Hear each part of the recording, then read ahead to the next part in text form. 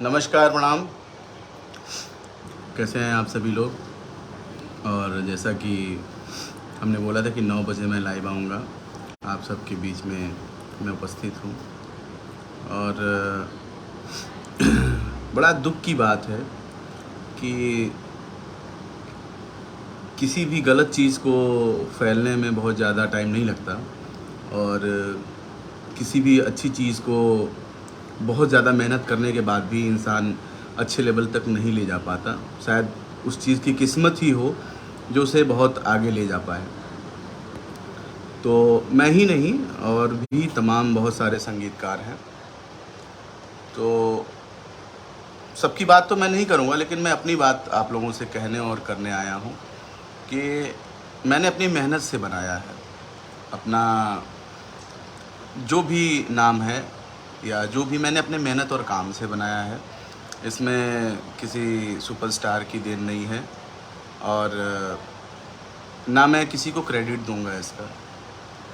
लोग कहते हैं कि आपने बहुत स्टार बनाया, बहुत ये किया, बहुत हो गया, बट मुझे इसका वो नहीं है कि मैंने क्या स्टार बनाया और कौन स्टार बना मेरी वजह से, या क्या हुआ वो दैट दिस, उससे मुझे मतलब नहीं है। मुझे पता है कि मैं यहाँ पे हूँ तो वो मेरी मेहनत है, और जो भी जहाँ पे होगा वो उसकी मेहनत है। तो मुद्दा ये है कि 2-4 दिन से कुछ सो कॉल्ड स्टार्स अगर मुंह के बल गिरे हैं, तो उसमें मैंने कुछ 1-2 पोस्ट करी थी। तो मैं क्यों ना करूं? मेरे जैसे और भी लोग कर रहे हैं, उस पर सबकी नज़र नहीं है, बट मैं क्यों ना करूं?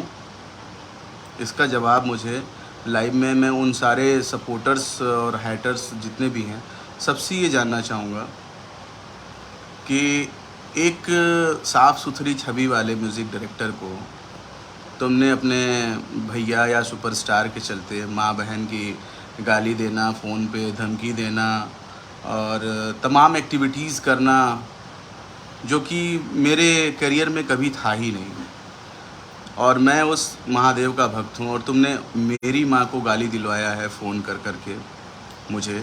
मेरे माँ की गाली दिलवाई, मेरे बहन की गाली दिलवाई, मेरे पोस्ट पे गाली फक्कड़ करवाया, मेरा नंबर ग्रुप बना करके डाला, बांटा, कुछ यूट्यूबरों को दिया, बोला कि नहीं इनको थोड़ा सा आप लोग समझाइए, इनको थोड़ा सा आप लोग अपने गियर में लीजिए, एक सुपरस्टार होने के नाते। तो मैं महादेव से बस इतना बोला था कि महादेव, इसका इंसाफ मैं नहीं, आप करोगे।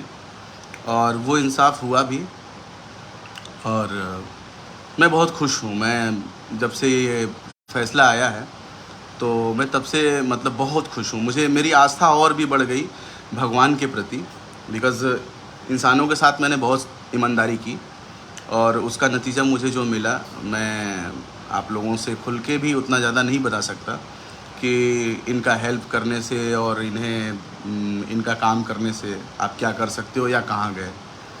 बट रत्ती भर भी इनके मन में ये नहीं होता कि इस बंदे ने रात रात भर जग जग करके हमारा काम किया है।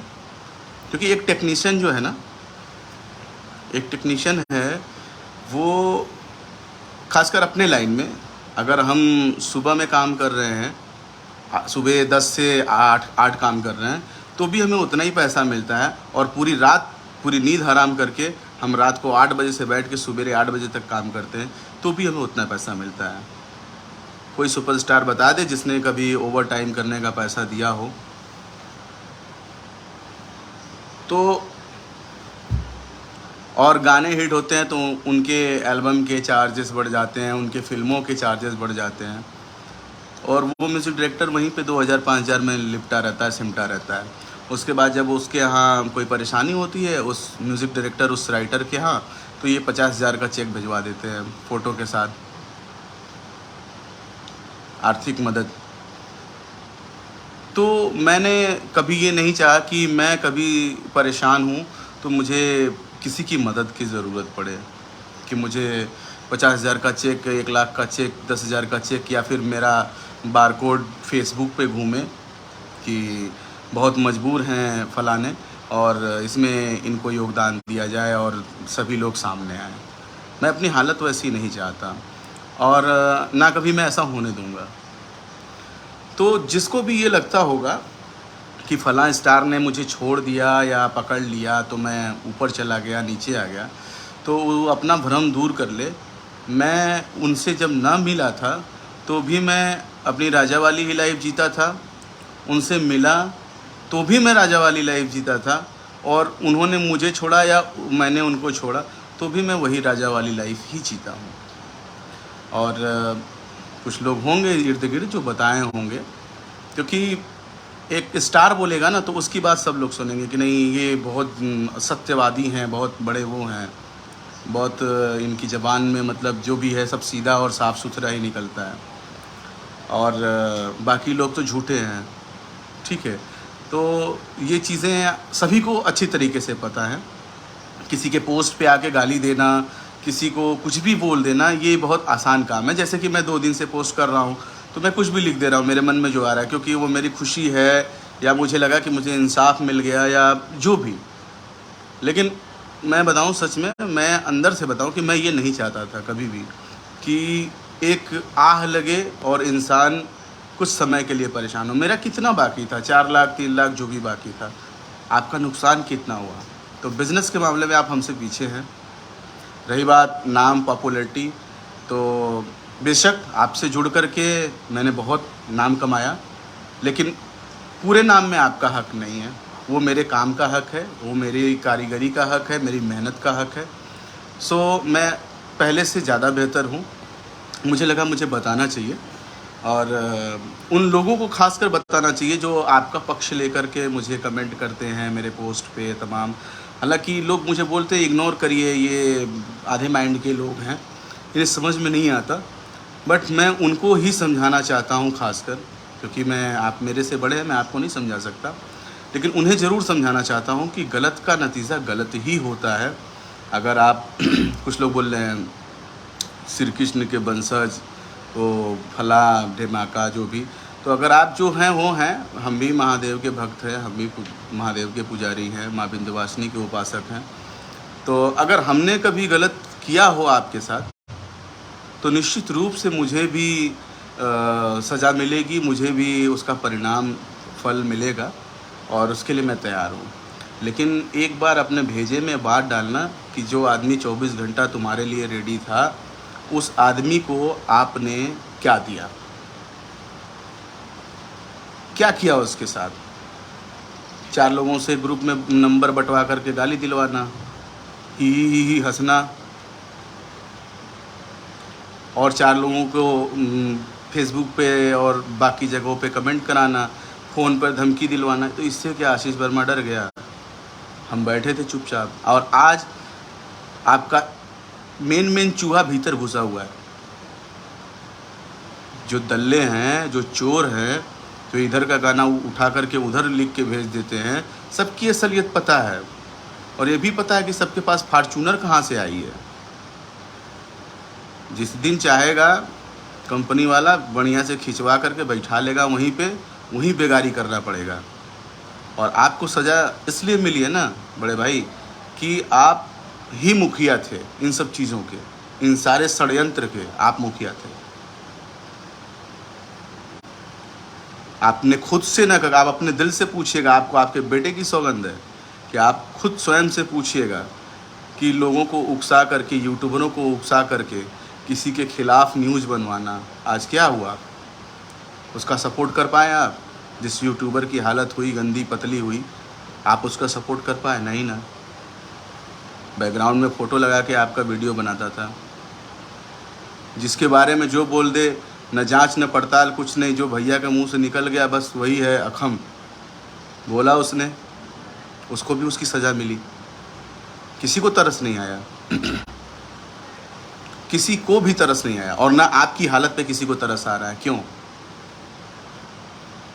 कोठा पुत्र और विवेक सिंह, इन चाटुकारों की वजह से हुआ है सब। अमन सिंह, अब ये मैं नहीं कहूँगा, बाकी ये तो अच्छी तरह से बड़े भैया जानते हैं कि किन की वजह से कहाँ क्या हुआ है, और ये अलग की बात है।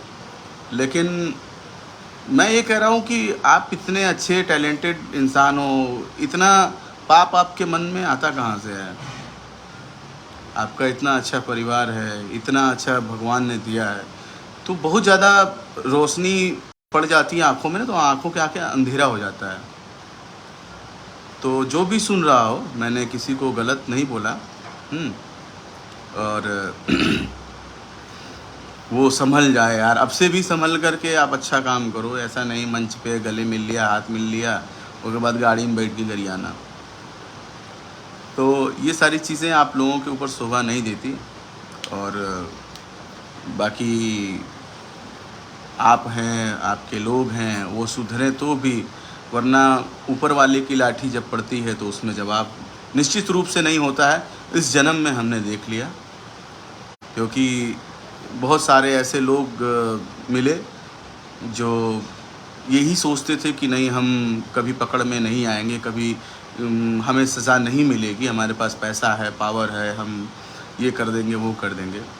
तो कुछ लोग का भ्रम दूर हो गया।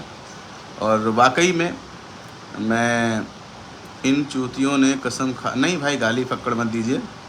हाँ, निश्चित रूप से कुछ लोगों जो हैं उनके साथ, तथाकथित राइटर, मैनेजर या जो भी जिसको जो कह लें आप लोग, भाई हनुमान जो उन्होंने रखा हुआ है अपने पास, तो निश्चित रूप से बिना पढ़े लिखे और गलत मानसिकता के लोग हैं। क्योंकि एक स्टार वो जो है वो सबका होता है।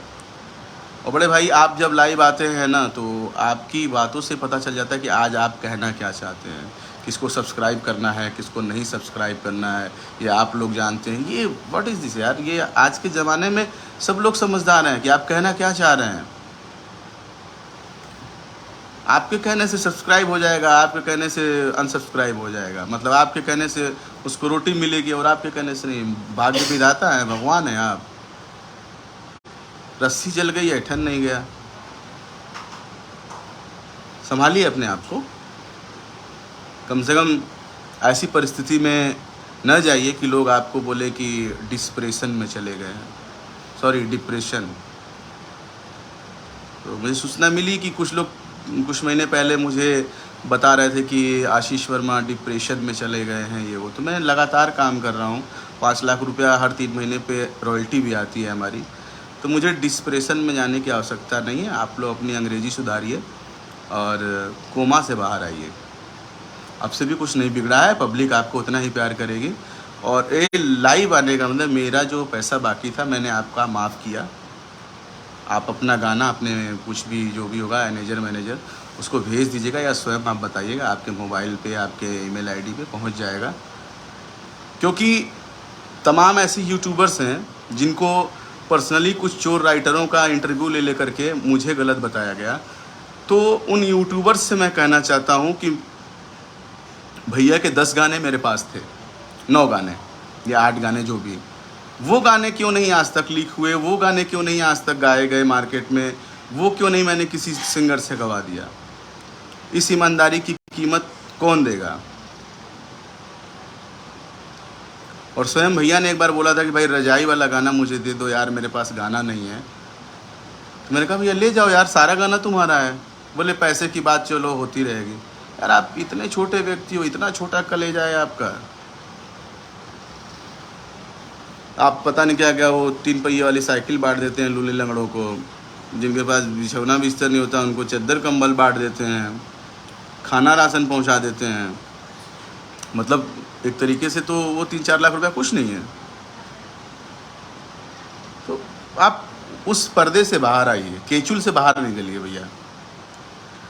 और अभी भी नहीं निकलेंगे ना, तो ये जो है ना चीज़ें, माँ न करें, बद्दुआ तो लगती है। पता नहीं कितनों का बद्दुआ इनडायरेक्टली और डायरेक्टली आपको लगा है और आपके लोगों को लगा है, जिनके गाने चुरा के गा दिए जाते हैं, जिनका मैटर चुरा लिया जाता है, रातों रात उनका नाम सिर्फ, हाँ तुम्हारा नाम रहेगा, तुम वीडियो में खड़े रहना हमारे पीछे, ये गाना हम गा दे रहे हैं।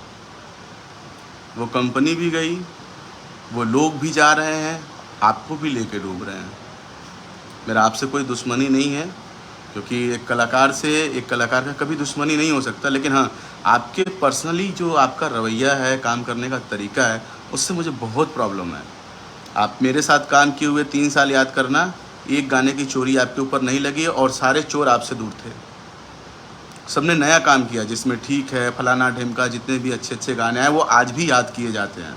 उनका रेफरेंस कहीं मैं भी देता हूँ कि ये मैंने बनाया है। बट उस 3 साल के बाद से अब तक कौन सा ऐसा गाना है जिसको लोग याद करते हैं? आप आज भी मंच पर चढ़ते हैं तो हमारा बनाया हुआ सैड सॉन्ग आते हैं, उसमें राइटर का नाम लेते हैं, म्यूजिक डायरेक्टर का नाम नहीं लेते हैं।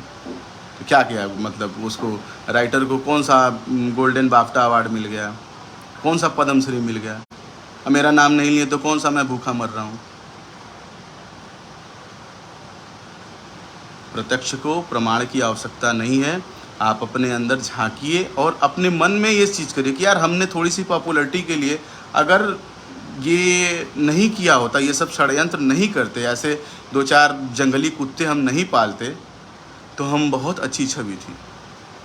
आप अपना स्टार्टिंग याद करो, मुझे याद कराने की ज़रूरत नहीं है। आप क्या थे, महादेव ने आपको क्या दिया, प्रभु श्री कृष्ण ने आपको क्या दिया, आपके फैंस, आपके लोगों ने आपको क्या दिया, उन सब चीज़ों को आप ऐसे दरकिनार करके उसके बाद आप सोच रहे हैं कि मतलब नहीं, मैं जो चाहूँगा वो होगा, जिसके खिलाफ चाहूँगा न्यूज़ बनेगी, जिसके खिलाफ चाहूँगा रिपोर्ट बनेगी, जिसके खिलाफ चाहूँगा, जिसका चाहूँगा उसका गाना गा लूँगा, जिसको चाहूँगा उसको पैसा दूंगा, जिसको चाहूँगा उसको नहीं दूंगा, जिस हीरोइन को चाहूँगा उसको यूज़ करूँगा, जिस हीरोइन को मेरा आदमी लोग बोल देंगे उसको भगा दूंगा। बट यार आप महिला की इज्जत करते हो, ब्राह्मण की इज्जत करते हो, तमाम ऐसी चीज़ें आप लाइव आके बोलते हो कि महिला है, ब्राह्मण है, ये है, वो है, फलाना ढिमका। आपने किस महिला की कब इज्जत की है? मेरा आपके फिल्म वाले सेक्टर में जाके बोलना मुझे नहीं है, लेकिन मैं भी इंडस्ट्री का हूँ। कल को एक गाना 1 बिलियन होगा जिसकी बधाई आप मुझे पहले दे चुके हैं, हेलो कौर। उस गाने का मैं म्यूज़िक डायरेक्टर कहा जाऊंगा, राइटर कहा जाऊंगा, फलाना आदमी रितेश पांडे, स्नेह उपाध्याय, ये लोग सिंगर कहे जाएंगे कि अपनी भोजपुरी इंडस्ट्री का एक चैनल पे बनने वाला एक गाना, उसका म्यूजिक डायरेक्टर ये, तो एक मेरी भी वैल्यू है। और कभी भी मेरी वैल्यू थी तब भी और नहीं थी तब भी, मैंने अपने स्वाभिमान को खो करके कभी काम नहीं किया। तो जिनको ये लगता होगा कि फलाने ने छोड़ दिया तो बहुत पीछे चले गए और बहुत नीचे चले गए, तो भाई मेरे तुम लोग थोड़ा सा अपनी नॉलेज अपडेट कर लो। मैं पहले से भी कम से कम 10 गुना अधिक में हूँ, ठीक है। और ये सब जो प्रोपेगेंडा है कि तुम भैया भैया कर गए, तुम लोगों की वजह से भी भैया का दिमाग घुमा है। तो उन्हें अच्छी चीज़ और सच्ची चीज़ पे लेके आओ, उन्हें बताओ ये म्यूज़िक है, ये एंटरटेनमेंट का दुनिया है। कोई आपको 8 लाख 10 लाख बुला करके मंच पर गाना गाने के लिए बुलाता है, कमर हिलाने के लिए बुलाता है। ये नहीं कि आप चढ़ करके बताएंगे किसके अंदर कितनी मर्दानगी है और किसके अंदर कितना पावर है और किसके अंदर कितनी कला है। आपको हम सुनने के लिए बुला रहे हैं तो आपसे सुनेंगे। आप मंच पर कोई भी हो, ये मैं सबके लिए बोल रहा हूँ। और मैंने कभी नहीं सोचा था, जब मैं इस लाइन में जुड़ा करीब 2007, तो मैंने कभी ये नहीं सोचा था कि नहीं मैं सुपरस्टार का काम करूँगा या मतलब मैं फला के साथ ऐसे करूँगा वैसे करूँगा। मेरी ऐसी कोई इच्छा नहीं थी तब भी और आज भी। हाँ, और मैंने सबके साथ काम कर लिया, मैंने सबके साथ काम कर लिया। मेरी अब कोई ये इच्छा नहीं है कि नहीं फला आएंगे तभी आशीष वर्मा की रोजी रोटी चलेगी। मेरे लिए नए सिंगर, नए लोग बहुत अच्छे हैं, क्योंकि उनके पास मैनेजर नहीं होते। मुझे सबसे ज़्यादा इरिटेशन होता है ना कि ये जो इर्द गिर्द 2-4 लोग रहते हैं सुपरस्टारों के, ये हर चीज़ को अपने तरीके से ही सामने वाले को बताते हैं। अगर आप अच्छे व्यक्ति भी हैं तो आपको गलत बता दिया जाता है, और सुपरस्टार आपको वही समझता है। तो मेरी ये रिक्वेस्ट है कि आप किसी बंदे से पर्सनली मिल करके, जो आपके लेवल का हो या जिससे आप काम कर रहे हो जिसके साथ, उससे पर्सनली भी उसकी राय लें।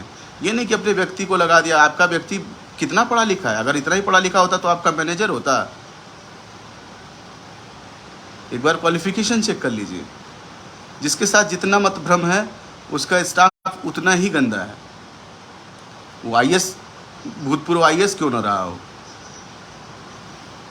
आप अपनी चीज़ों को भी थोड़ा सा डिसाइड करने का जिम्मा लीजिए कि नहीं फला व्यक्ति से मैं बात कर सकता हूँ, मेरी बात होती है। सोचिए आप क्या है वैल्यू यार। कोई आप लोगों की बहन बेटी पे गाना गा दे रहा है, आप लोग को नींद आती है अच्छे से? सिर्फ करोड़ों की गाड़ी, करोड़ों का बंगला नहीं होता है। यहाँ सुकून की ज़रूरत होती है कि हमें अपने मुंह से किसी को बुरा ना बोलना पड़े, किसी के बारे में गलत ना सोचना पड़े। उसको ऐसा रखे, अपने दिल में रखें जितने भी लोग हैं। ये नहीं कि हम 2 फुट नीचे पे रखें, सबको बोले, ये मुंह से कुछ और बोले, दिमाग में कुछ और है। नहीं, अगर हम ये सोचने लगेंगे तो आप कहाँ जाएंगे? आपके लोग सोचते हैं, आप सोचते हैं, इसको बंद करिए। ये चीज़ें मैं लाइव आकर के इतना ज़्यादा पंचायत नहीं करना चाहता था, बट मुझे लगा कि मुझे बोलना चाहिए। भाई सूरज अनु जी, मैं आशीष वर्मा भैया का नहीं, मैं फ़ैन आप स्टार्स के बनूं। हाँ, ये मैं बोलूँगा कि जब मैं इंडस्ट्री में आया तो लोग समझने लगे कि हाँ, म्यूज़िक डायरेक्टर क्या होता है। मैंने कभी किसी को भी एक गाना चोरी का नहीं गवाया है। या आप न्यूज़ कल को इस चीज़ को एडिट करके तमाम चीज़ों को कर देगी, बट ये मेरा दिल जानता है कि मैंने कभी किसी के गाने की चोरी नहीं की, क्योंकि आप उसके पहले का आप मेरा हिस्ट्री खंगाल सकते हो। मैं खुद का बहुत मेरे अपने टैलेंट पे मुझे भरोसा है, मैं खुद क्रिएट कर लेता हूँ चीज़ें। और जो लोग ये बोलते हैं वो भी जानते हैं कि मेरे पास क्या है और क्या नहीं है। मैंने कभी ये चीज़ नहीं किया और ना मैं कभी जीवन में करूँगा, इसलिए कि आज भी 8-10 गाने उनकी पेंडिंग हैं। मैं पूरी दुनिया के मतलब पूरी इंडस्ट्री के सामने मैंने बोला ना, सारे पैसे माफ़, महादेव का इंसाफ, सारा पैसा माफ़। ठीक है, तो आकर के ले लेंगे, लेकिन आके लेना होगा, आ कर के लेना होगा कि भाई गाना दे दो। पैसे नहीं है मेरे पास। तो आप एक टेक्नीशियन, एक स्वाभिमानी व्यक्ति का स्वाभिमान कभी नहीं खरीद सकते। पैसे से आप जो भी ले लीजिए, लेकिन एक स्वाभिमानी व्यक्ति का स्वाभिमान है। आज चोर जैसे घुसे हुए हैं, कोई आपके अपोजिट वाले गायक को सपोर्ट कर रहा है, कोई इधर प्रणाम कर रहा है, कोई उधर नमस्ते कर रहा है, कोई उधर पलग्गी कर रहा है। फार्चूनर से चलने वाले लोग हैं। हम लोग तो साइकिल, मोटरसाइकिल है हम लोग के पास, इसी से चलते हैं। हम लोग के पास तो गाड़ी घर है कुछ नहीं, स्टेशन पे सोते हैं हम लोग। भगवान स्वरूप आप लोग मिले थे, लेकिन हम लोग भगवान को पहचान नहीं पाए। आज हम लोग दर दर की ठोकर खा रहे हैं, है कि नहीं? आप लोग के मन में यही होगा ना। तो इस व्यथा से मतलब थोड़ा दूर निकल जाइए, ठीक है? हम जहाँ हैं, जहाँ थे और जहाँ रहेंगे, उसकी कल्पना आप नहीं कर सकते और ना डिसाइड कर सकते आप। हो सकता है कोई छलकल में आप कहीं इधर उधर से लपेट दीजिए, बट फिर भी वही रहेगा जो है। मैं किसी को ये नहीं कहूँगा कि आप इसको शेयर करिए, कमेंट करिए, लाइक करिए, कुछ नहीं। आप सब जुड़े और आप सब ने जो भी है आपने लिखा, उसको मैं बाद में पढ़ के हो सकता है समय मिला तो रिप्लाई भी करूँगा। लेकिन फिर भी आप सबको एक बार मैं बताना चाहूँगा कि महादेव का इंसाफ, सारा पैसा माफ़। नमस्कार। किसी से अब कोई शिकवा गिला नहीं। 3 के बदले 3000 डूब गया, ठीक है? ये वही व्यक्ति समझ सकता है जो स्वांग रचा था और आज ख़त्म। बढ़िया है, क्योंकि भैया को भी सोने होने का टाइम नहीं मिलता था। बताते थे 20-20 घंटा काम करता हूँ, 24-24 घंटा काम करता हूँ, 1 घंटा सोया हूँ, नींद में जगा था, सोचा आप लोगों से बात कर लूँ। बड़ा इरिटेट करता था मुझे कि इतना काम आ गया। हमने कहा महादेव थोड़ा इनका काम कम कर दो, क्योंकि भैया सो भी नहीं पाते हैं। तो अब आराम करने का भी मौका मिलेगा, उतना सुकून है, अच्छा है। और आप लोगों से वादा करता हूँ कि अब देखिएगा कि इस 2 साल में एक भी चोरी का गाना नहीं आएगा, एक भी चोरी का गाना नहीं आएगा। अभी एक आ गया था तो गलती से तो माफ़ी उफ़ी मांग करके मैनेज हो गया है, लेकिन अब नहीं आएगा। चले, ठीक है, आप सबको प्रणाम। हाँ, अमित सोनी भैया लिख रहे हैं, ठीक है गाने के लिए कपिल शर्मा शो में बुलाया गया था खेसारी को और आप सभी को, लेकिन आपका नाम भी नहीं लिया गया, आप सामने बैठे थे। नहीं, नाम लेने की बात अलग है, बट मैंने ही मना कर दिया था, बिकॉज़ अगर मैं म्यूज़िक डायरेक्टर हूँ तो मुझे अपनी इंडस्ट्री को भी रिप्रेजेंट करना है। तो वहाँ ये गए थे तो वहाँ पे ये पॉलिसी थी कि स्टेज पे हम आप लोगों को बुलाएंगे, आप लोग इधर से आएंगे, हाथ मिला के निकल जाएंगे। तो जिनको इतने की लालच थी उन्होंने हाँ कर दिया, बट मैंने बोला नहीं भाई, हम बैठेंगे तो स्टेज पे ही बैठेंगे, नहीं तो हम क्राउड में बैठेंगे, हमारा नाम ना लेना ना हमें बुलाना। गलती से हम आ गए हैं तो अब तुम्हारा शो एंजॉय करके जाएंगे। तो ये हकीकत है उस चीज़ की, क्योंकि बॉलीवुड का कोई आएगा तो उसमें सारे music director, assistant director, director, उन लोग के लिए भी सीटें लगती हैं। मैंने अपनी इंडस्ट्री के लिए लड़ा, मेरी इंडस्ट्री का वहाँ सम्मान झुकता है। मेरा तो झुके ना झुके, वो तो झुकना है, जब तक जीवित हो ना झुक पाएगा, लेकिन हमारी इंडस्ट्री का सम्मान झुकने वाला था। सो मैंने वहाँ मना कर दिया कि भाई नहीं, अगर मैं एक इंडस्ट्री को रिप्रेजेंट कर रहा हूँ, वो भैया को समझ में नहीं आ रहा है लेकिन मेरी समझ में आ रहा है। हमारी इंडस्ट्री के भी म्यूज़िक डायरेक्टर और राइटर को इज़्ज़त मिलनी चाहिए। लेकिन इसमें क्या है कि कुछ लोग अरे ठीक है भैया, उनको बोले दीजिए, उनका दिमाग ख़राब हो गया है, हम करते हैं तो करो, तुम मरोगे वही 50,000 चंदा मिलेगा, इससे भी कुछ नहीं मिलेगा तुम्हें, चाहे तुम म्यूज़िक डायरेक्टर हो, राइटर हो, जो भी। मैं अब से भी कह रहा हूँ, बाकी जितने लोग हैं ये राइटर, म्यूज़िक डायरेक्टर, तो थोड़ा आप लोग अपने भी भविष्य सोच करके आपने काम करो। आप लोग अपना, मेरा कभी किसी से कंपटीशन नहीं रहा है, और कुछ लोग भुगत चुके हैं, कुछ लोग भुगत रहे हैं, कुछ लोग भुगतेंगे। तो आप उस वाले में ना जाओ कि कुछ लोग भुगतेंगे, आप अब से भी समझ जाओ। मेरा एक्सपीरियंस ख़राब नहीं रहा है किसी के साथ, सबके साथ मेरा बहुत अच्छा एक्सपीरियंस रहा है। पर एक राइटर चीज़ों को पैदा करता है, म्यूज़िक डायरेक्टर उसमें खाद पानी डाल करके उसे एक सुंदर रूप देता है, और कोई आता है फसल काट के लेके चला जाता है कि फलाने की फसल है, और तुम लोग मतलब कौड़ी के तीन हो जाते हो। तो संभलो और संभालो, लोगों को अपने मतलब जागरूक करो कि नहीं, ऐसे काम नहीं होता। हमारा भी नाम, हमारी इज्जत और हमारे पैसा, हमारा भी पैसा बढ़ना चाहिए। हो सकता है इंडस्ट्री में मैं सबसे हाई पेड म्यूज़िक डायरेक्टर हूँ इस समय, तो मैंने एक लेवल बनाया है, या सबसे लोवेस्ट भी मैं लेता हूँ। मैं बहुत लोगों का तो मैं फ्री में भी काम करके देता हूँ, और ऐसा भी नहीं है कि मैंने किसी के काम में दो आँख करी है। जो जिसके लिए जो किया, सबके लिए, कभी भी एक ही नज़र, मेरा सिस्टम एक ही है। ये नहीं कि फलाने आएंगे तो फला सिस्टम पे, ढेकाने आएंगे तो ढेका सिस्टम पे। वो बीच में बल्कि मैंने थोड़ा सा बड़े लोगों को इज़्ज़त देना स्टार्ट कर दिया था, खाना पीना, नहाना धोना, हर चीज़ की व्यवस्था करने लगे थे। नहीं नहीं भाई, भैया थके हैं। पर जो बड़े होते हैं ना, वो खुद प्यार देते हैं, बोलते भाई बोलो ना तुम्हारे लिए क्या लेके आना है। ऐसे में बड़े भैया दिनेश लाल यादव जी हैं, वो जब भी आते हैं, भाई कैसे हो, क्या है, अच्छा ठीक है, क्या खाएंगे बताइए, हम बनारस आ रहे हैं।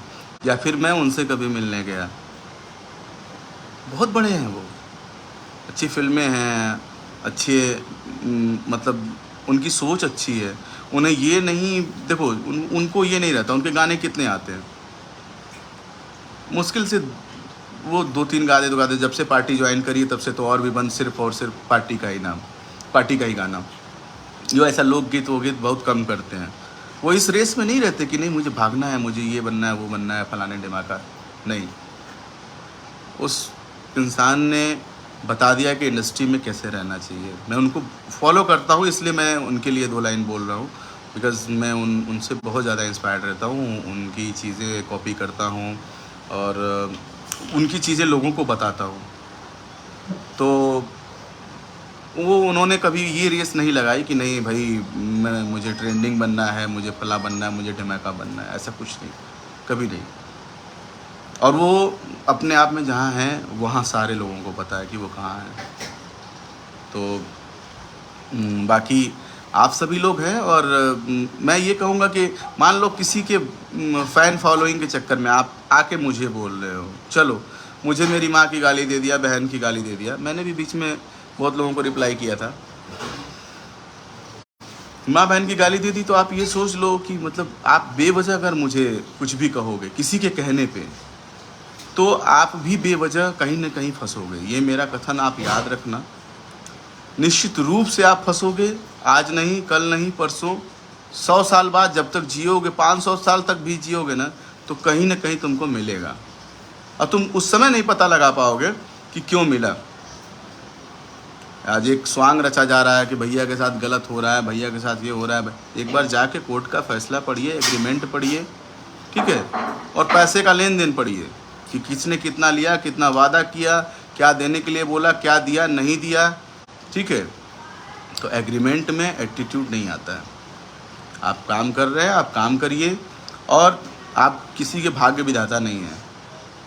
ये माइंड कर लीजिए कि आप ये नहीं, आप मेरे बाद कौन सा पैदा कर दिए, कितने को पैदा कर दिया आपने। चाहे जो भी अपने आप में गुरूर रखता हो कि नहीं हम अब दूसरा पैदा कर देंगे, फलाना ढिमकाना, आपके मुंह से भी बैक में यही निकलता है। मैंने सुना है कि नहीं यार वो आदमी तो है, वो कभी झुक नहीं सकता और उससे बढ़िया काम करने वाला कोई नहीं मिलता है। तो भैया मैं आपके पैर नहीं पकड़ सकता, मैं आप गलत जाओगे तो आपको सही नहीं बोल सकता, इसके लिए मुझे माफ़ करिए। बाकी आप बने रहिए अपने स्टारडम, आपका स्टारडम बना रहे और महादेव आपका बिजनेस भी बना रहे। लेकिन ये लोगों को थोड़ा समझा दीजिए अपने कि हम जहाँ पे थे 3 साल पहले उससे कम से कम बहुत ज़्यादा ऊपर आ गए हैं, पीछे नहीं गए हैं। हम काम आज भी कर रहे हैं और बहुत अच्छे से कर रहे हैं, बहुत बढ़िया से कर रहे हैं,